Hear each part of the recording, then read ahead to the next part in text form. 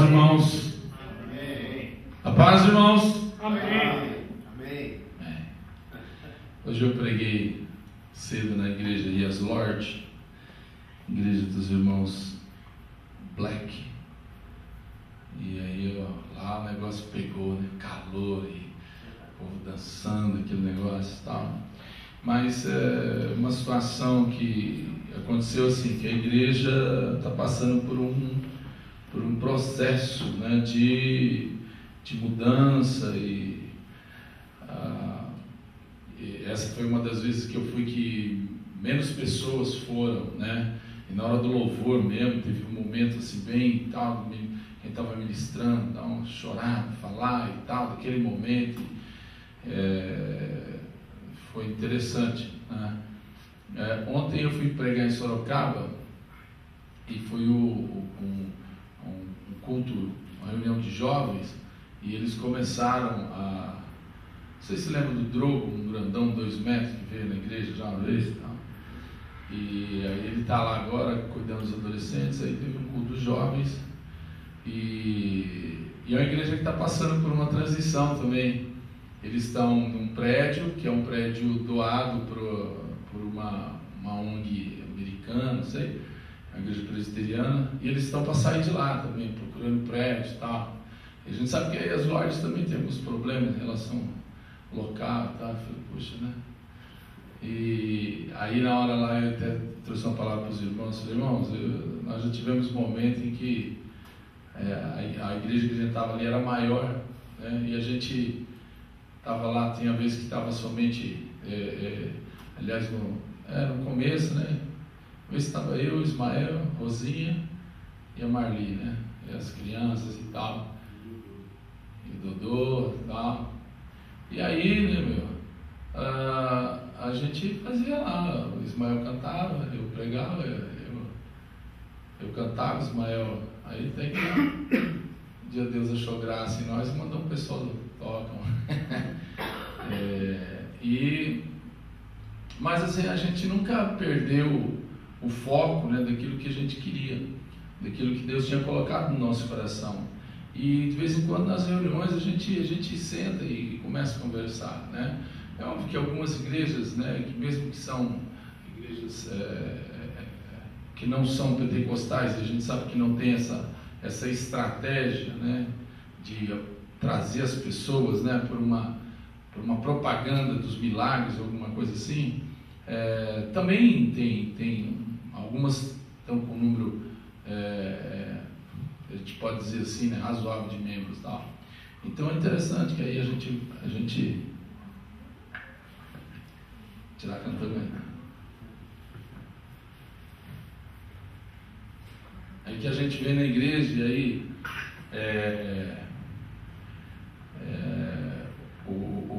eu falei com algumas pessoas, o Felipe era para estar aqui, aí falou que viria e tal, falei até com o pai dele, o pai dele fica, né, que ela é uma força lá, o Felipe e tal, e agora ele foi para Santos, o pastor Levi, o casal o Gustavo e a Bruna, né, a gente tem caminhado e tal, então estão indo lá no PG e tal, então a gente tem entrado em contato. Então de repente, aí você está esperando as pessoas, né? Até o Nino e a Patrícia ficaram de vir e tal, então de repente as pessoas não estão. E aí outras pessoas também não estão, né?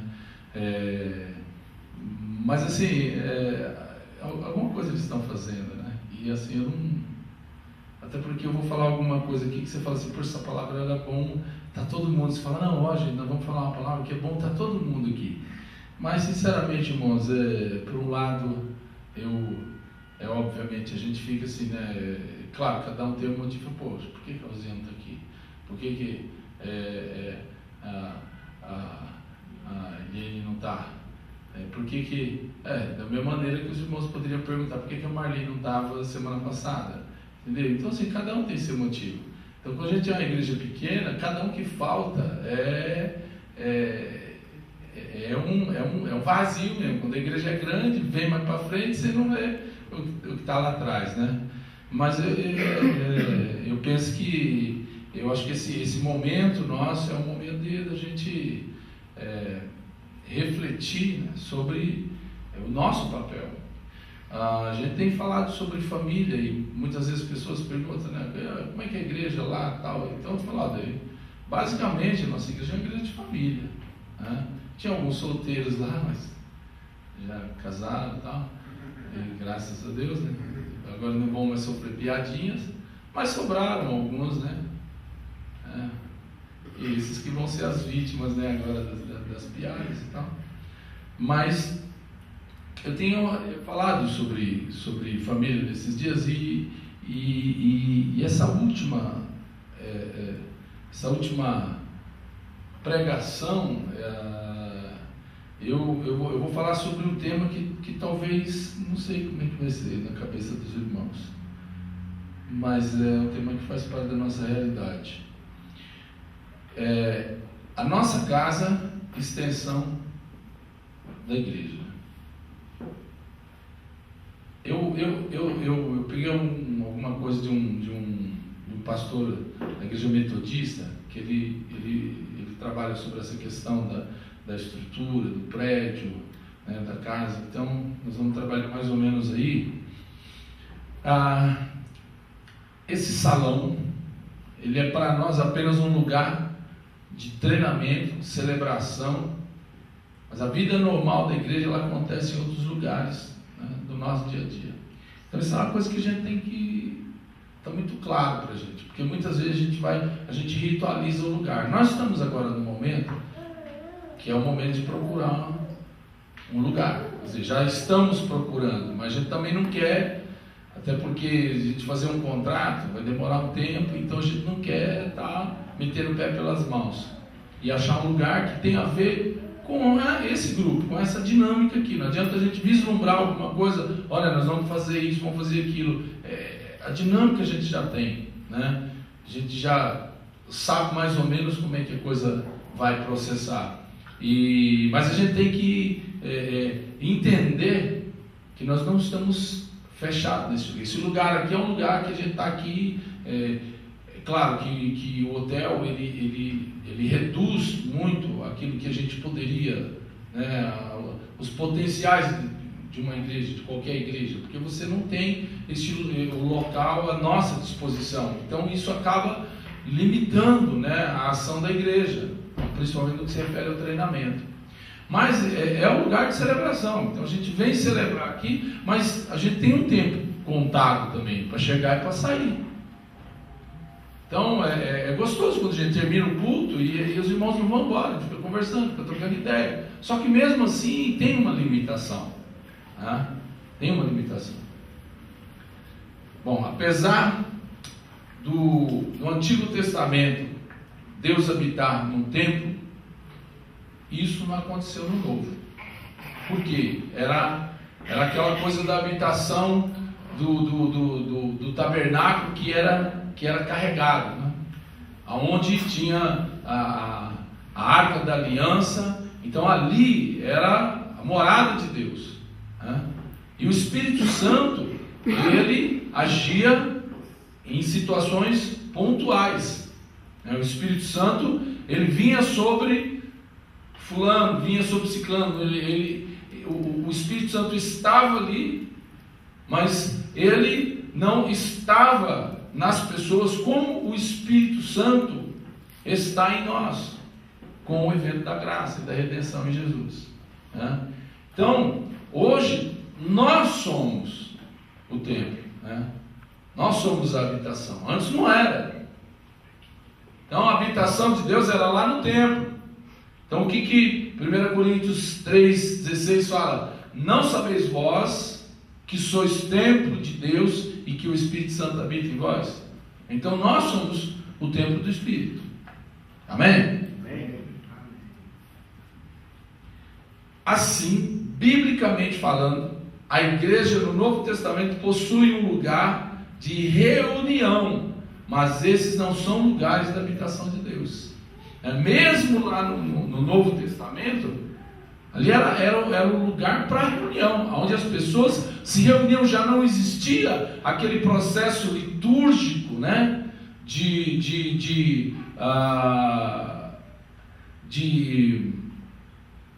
de expiação, né? Onde tinha os holocaustos, né? Onde que lá no Santo dos Santos somente o sumo sacerdote entrava. Então agora já não tem mais, é um lugar onde os santos se reúnem, é um lugar que o sacrifício não é o sacrifício de animais, agora é o sacrifício do quê? O que fala em Hebreus? Que o nosso sacrifício agora é sacrifício de louvor. Então o nosso sacrifício agora é louvor. O nosso sacrifício agora é adoração. Nosso instrumento, quando não tem nada, é a voz, senão as palmas. Os templos, eles são uma grande contradição para o cristianismo. Na verdade, eles não existiam até o segundo século. É interessante que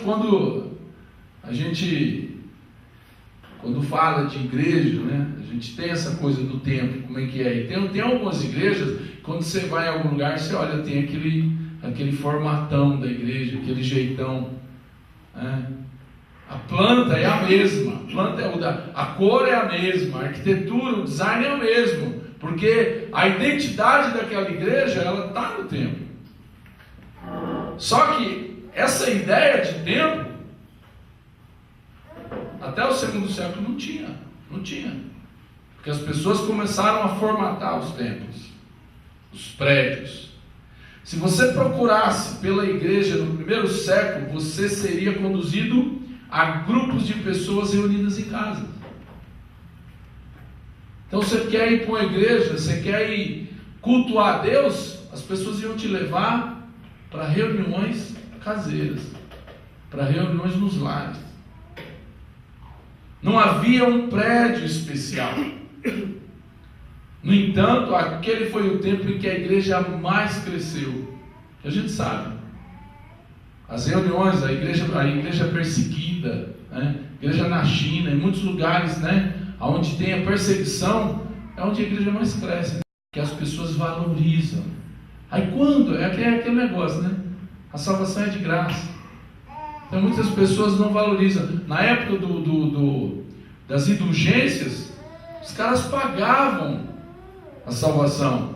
Os caras compravam diploma, a igreja católica vendia diploma para a salvação. E os caras pagavam e ficavam felizes. Hoje você vai falar, como é que você vai vender alguma coisa para alguém e a pessoa não precisa pagar nada? Casa Bahia, mas depois tem que pagar, né? Não precisa pagar nada, mas depois paga. A salvação não, né? Você não precisa pagar, é de graça. E as pessoas não conseguem compreender pela lógica humana e a lógica natural. É que nem você vai comprar um relógio, né? Que custa R$1.000, está pagando 100, é do Paraguai. Bom, primeiro então, falando sobre essa questão da nossa visão de igreja e prédio. Os prédios, eles falam de imobilidade.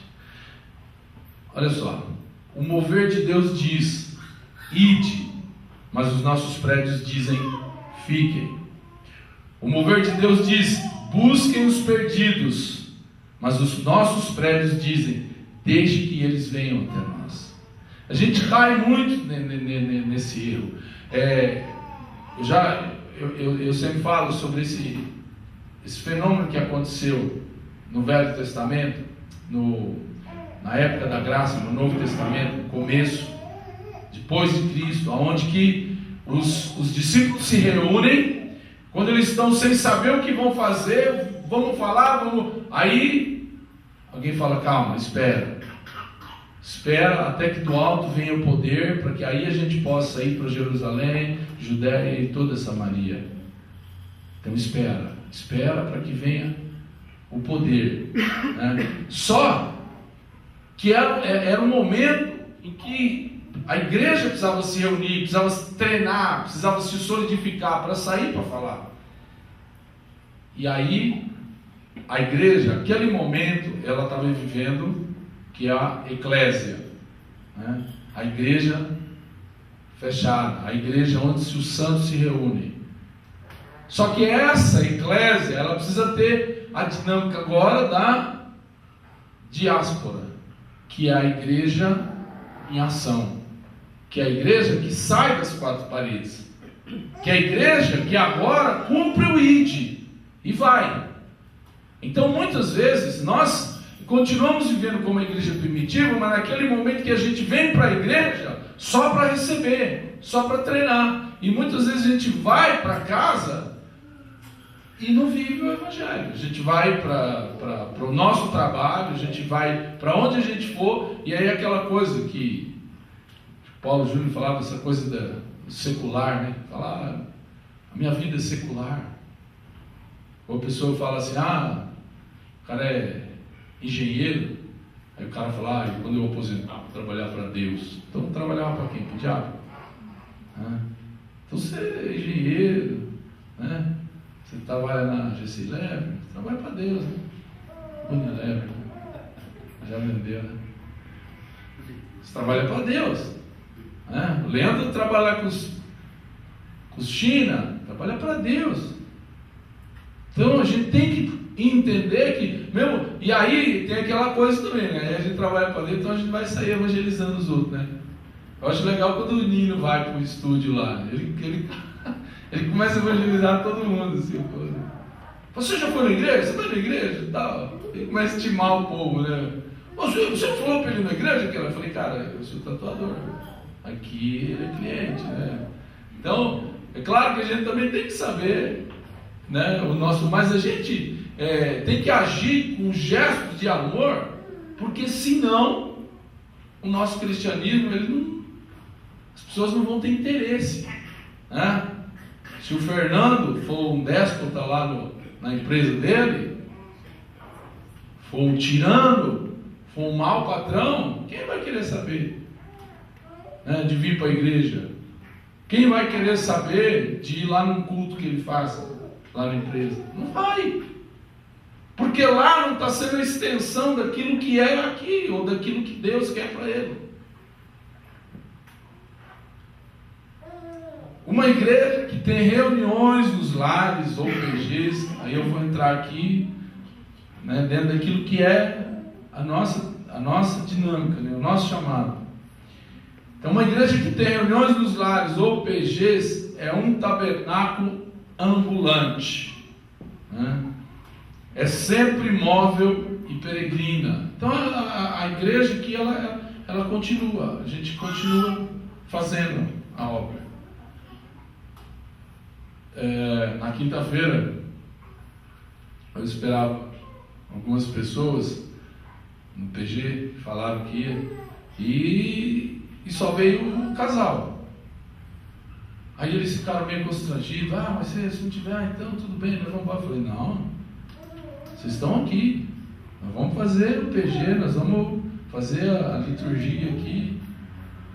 Aí só não ameaçamos cantar, né? Mas oramos e começamos a estudar a palavra de Deus. Foi uma benção para mim, foi uma benção para eles, naquilo que foi o feedback que eles deram. Foi muito bom, cara, foi muito bom. Eu sei o que o Gustavo está passando, sei como é dele. Agora, eu não vou olhar para o número, eu vou olhar para as pessoas. Eu não vou olhar para quem é aquela pessoa. Eu vou olhar que ela é uma pessoa. É fácil a gente pregar para aquele que está cheirosinho, né? Falar do amor de Deus para aquele que está cheiroso. Mas aquele que está cheirando mal, aquele que está com bafo, aquele que está com a caatinga, aí esse é ruim. Esse é ruim. Nossa identidade não deveria estar associada a prédios, mas muitas vezes está. Eles deveriam possuir uma utilidade meramente funcional e não existencial. O que quer dizer isso? Vocês estão lá no hotel? Nossa. A pessoa vem aqui, acaba ficando intimidada. Ou a gente vem aqui, acaba pondo uma roupa mais bonita, põe um terno, tá? Porque o local, ele acaba fazendo com que a gente também tenha atitudes, se vista de uma maneira, se poste de uma maneira. Claro, nós vamos vir aqui, né, de skate e tal, né? Sendo que a gente também está aqui num ambiente, né, diferente, que não é o nosso ambiente, é um ambiente, nós estamos aqui, nós emprestamos esse espaço, então a gente tem que entender o que ocorre aqui. Por isso, né, da nossa aflição agora, de ver que a gente começa a perder a identidade. Então foi isso, talvez poderia ser sim, Deus falar para a gente, não, vocês vão continuar no hotel, é isso daí que Deus quer para a gente, testificaria no nosso coração, como liderança, e eu creio que nós teríamos a responsabilidade, no amor, de transmitir isso para a igreja, e que a igreja assimile isso também. Mas não é isso. Não é isso. Nós estamos entendendo que o nosso chamado como Sal da Terra Osasco, nosso tempo aqui está acabando. Nosso tempo aqui está acabando. Nós não queremos extrapolar. A gente tem que tomar cuidado, porque senão a nossa igreja, ela começa a ter característica daquilo que é o espaço físico, daquilo que é o templo, e não é. Segundo, os prédios, eles falam de inflexibilidade. Se você fizer um teste, né, de ir para uma igreja, a qual o prédio ele tem a própria identidade dessa comunidade, você avalia o grau de mudança que vai ter. Então pensa naquilo que eu falei no começo, né? Um lugar onde tem aquela estrutura formal, onde que aquele é um prédio de tantos andares, é um prédio que de repente ou que seja térreo, mas que seja aquela estrutura. Você vê que aquilo dali vai ficar por muito tempo, que não é um mero galpão, mas que tem toda uma arquitetura. Os comportamentos, os padrões, eles já estão estabelecidos. Se você tentar mudar alguma coisa ali, você não vai conseguir. É muito difícil. Tudo fica em função do espaço disponível. Então você vai querer fazer alguma coisa que muitas vezes, olha, não dá, aqui não dá, é assim. Então você fica limitado, porque o prédio é inflexível. Mas a pior coisa a respeito da falta de flexibilidade é a estagnação. Então não dá para fazer? Aí a gente não vai fazer outra coisa. E aí a gente fica ali, ó, né? A gente finca nossas estacas e aí fica muito bom. A gente não quer desafios. Entra ensaiando e aquela igreja é a mesma. Sabe por quê? Porque ela e o prédio se confundem. E a gente não quer criar isso para a gente. A gente não quer que isso seja muito prático para a gente. Que a gente não consiga ter dinamismo nas nossas ações. Eu confesso que hoje a gente está assim. A gente começou a estagnar. Por quê? Porque essa não é a visão. Esse é um momento. Nós estamos passando por um momento. Só que esse momento agora, para todos nós, como igreja, ele passou. E nós agora, Sal da Terra Osasco, nós precisamos de outros desafios. Porque nós não podemos ficar estagnados. Os prédios, ele mudam um pouco, principalmente quando eles são caros e magníficos. Então, quero dizer para os irmãos, não é nossa ideia fazer um prédio muito suntuoso, caro e magnífico. Até porque nós não temos dinheiro. O PG, ele é um elemento fantástico para nos fazer uma igreja flexível e aberta para o mover de Deus. Por quê? Porque esse tempo que acaba o culto aqui, que é pouco, mas que é um momento, eu entendo, de qualidade para a gente, mas que a gente pode, em outros momentos, ter muito mais intimidade, muito mais troca. É interessante quando a gente se reúne, a gente tem se reunido em festas, né? Aniversário daqui, aniversário de lá, casamentos, vários casamentos. E aí é quando você começa a conversar, brincar e falar com as pessoas. Só que nós precisamos mais do que isso. Precisamos mais do que isso. Estava conversando com um irmão que quando você vive de domingo só na igreja, no meio da semana, pode ser que você precise de um socorro, pode ser que você precise de um start, e você vai precisar de um toque, de um contato. E muitas vezes a gente, quando a gente não tem nenhuma atividade durante a semana, você vai ter que esperar chegar o domingo.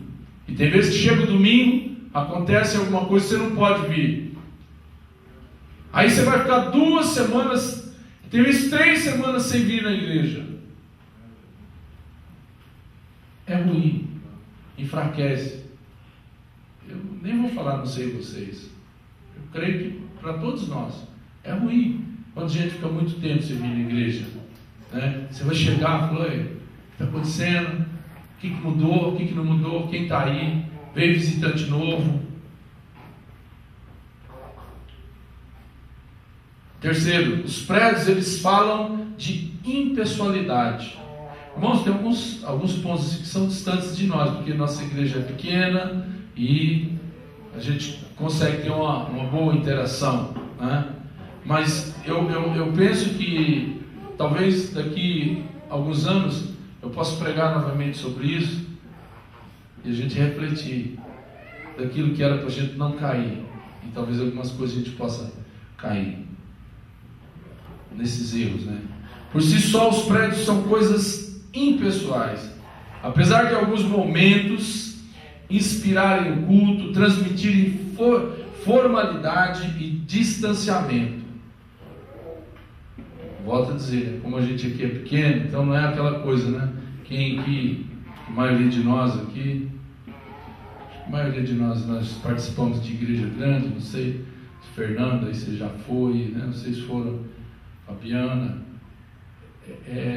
Eu já ouvi irmãos dizer assim, que vão na igreja que é grande, ele chega lá e aí ele senta assim, ele olha, de repente, aquela pessoa, do domingo passado, que ele sentou do lado, ele nem vê mais. Agora tem uma pessoa que ele nem sabe quem que é, está ali do lado dele, tem vezes que nem cumprimenta, e entra e sai do mesmo jeito. Então muitas vezes as igrejas grandes, eu não estou dizendo que, né, é tudo assim, não é? Claro, também muitas vezes depende também das pessoas, mas pensa que todas aquelas pessoas começam a interagir e começam a sair, falar com todo mundo, e vão sair de lá 3 horas da manhã, 4 da manhã. Então a igreja, quando ela começa a institucionalizar muito, ela começa a criar essa formalidade, distanciamento. Esse tipo de problema não existe quando a vida da igreja extrapola os limites do prédio, sai dessa condição de só se reunir de domingo, através do quê? Das reuniões em casa, dos PGs. Elas definem tanto a nossa liturgia quanto a nossa maneira de existir como igreja. Quarto, os prédios, eles falam de orgulho.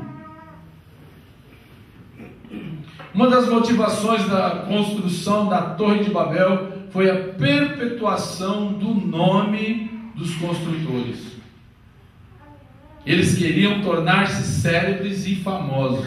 Olha lá, em Gênesis 11, 4, diz assim: e disseram: eia, edifiquemos nós uma cidade e uma torre cujo cume toque nos céus, e façamos-nos um nome, para que não sejamos espalhados sobre a face de toda a terra. O que eles queriam?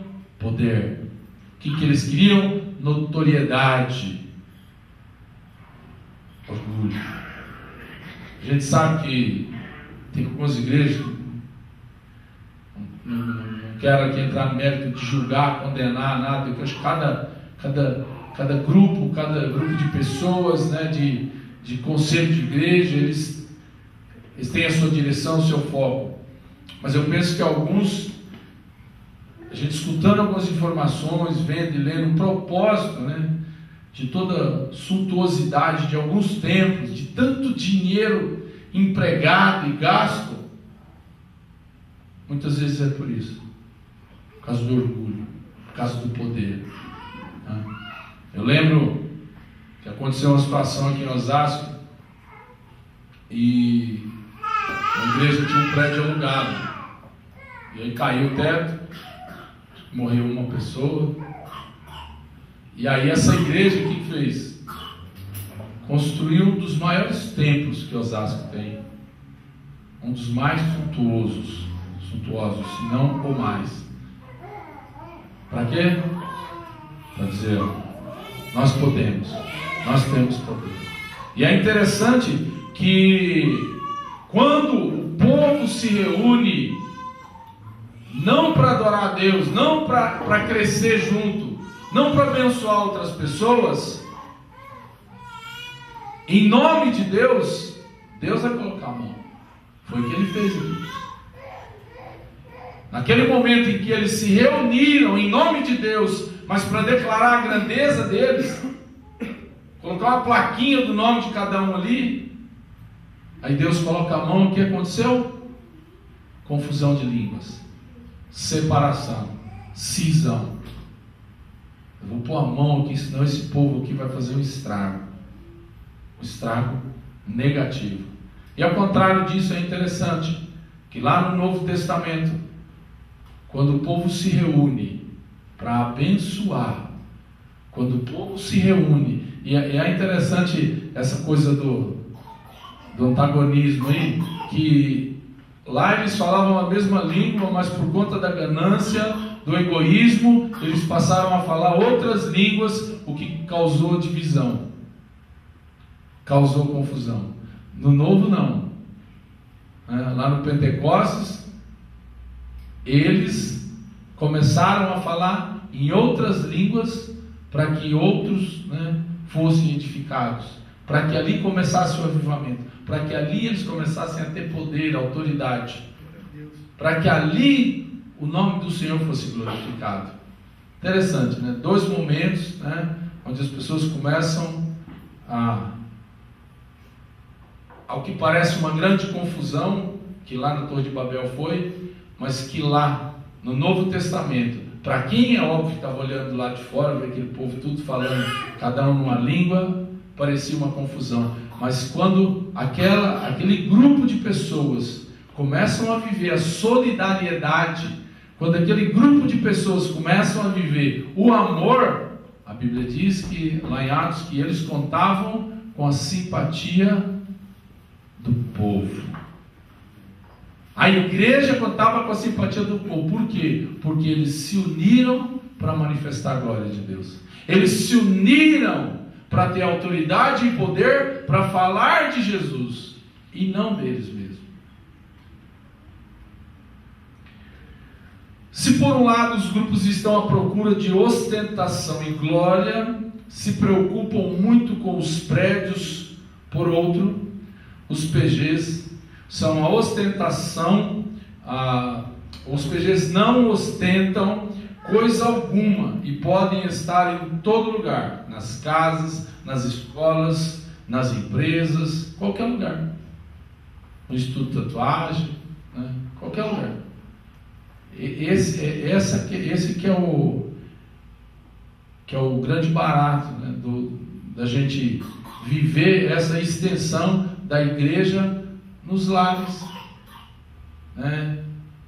nas empresas,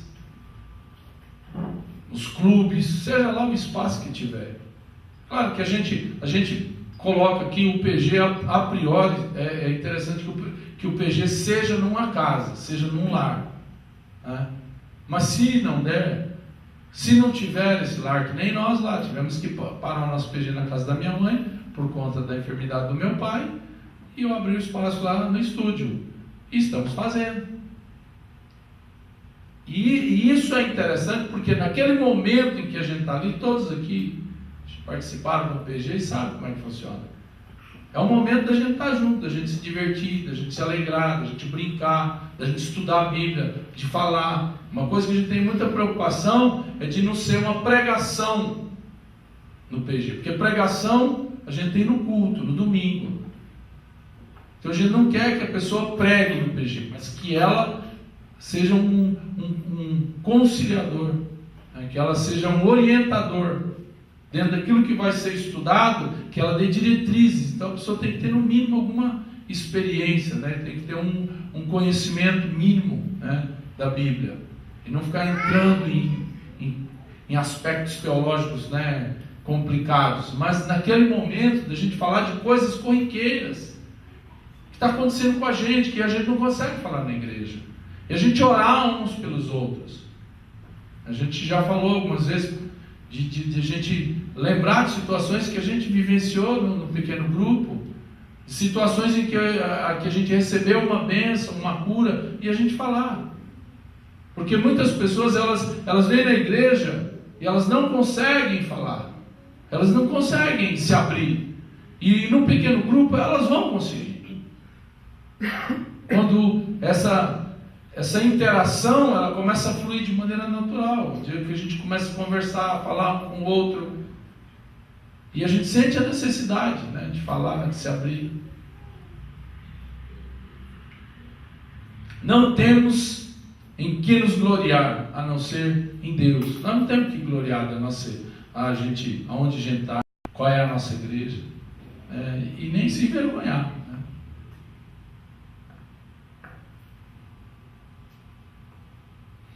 A igreja não é uma família para competir com a nossa casa,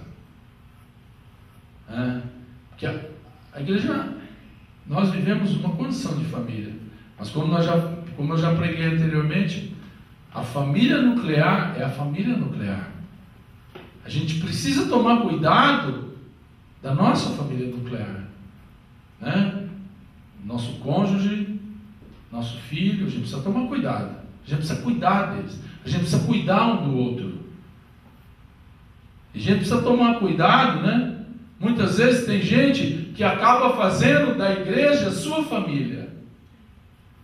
Fica só na igreja, fazendo todas as atividades, e dali a pouco se estressa, e a gente vai ver, e depois são pessoas que não entram em atividade nenhuma, porque foram magoadas, porque viveram ativismo dentro da igreja, e fizeram da sua igreja a sua casa.